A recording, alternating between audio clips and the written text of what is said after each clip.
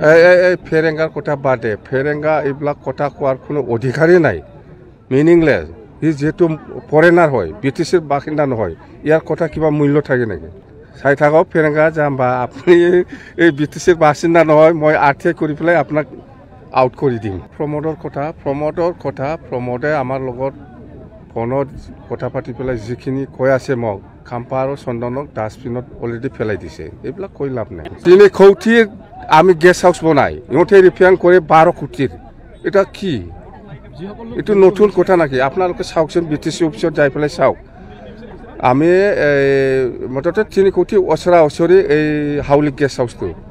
12 কোটিৰ ৰিপেয়াৰিং কৰি আছে আৰু সেই শিলিগুৰি যেটো গেষ্ট হাউচ সেইটো মানে 3 কোটিৰ অলপ বেছি হ'ব সেইটো 12 কোটি আৰু আপোনাৰ এই মততে সব এনেকুৱা এই কিবাটো 5 কোটি কিমান বা আছে আমাৰ কৈলাশ কলনী গেষ্ট হাউচটো দিল্লীৰ সেইটো 22 কোটি ৰিপেয়াৰ আমাৰ চৰকাৰ আহিলে এনেকুৱা কেলেংকাৰী নাথাকিব বিৰাট ভালকে আমি চৰকাৰ চলাম আগৰ নিচিনা বাস যিসকলে কৰিছে বৰ্তমান আপুনি কৈছে এতিয়াতো দুৰ্নীতি কৰাৰ কোনো কিবাই নাই মানে হিচাপে নাই মানে ব্ৰিটিছে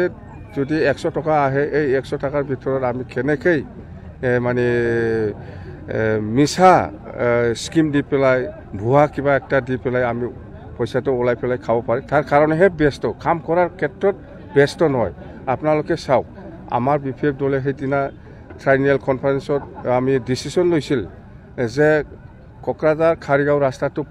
ফৰলেন আমি বনাম চৰকাৰ আহিলে আমি ফৰলেন বনাম বুলি কৈছে এই যে চৰকাৰ আহি আছে সেইদিনা চেম ছাৰ এনাউন্স কৰি গ'ল দেখা নাই ফৰলেন হ'ব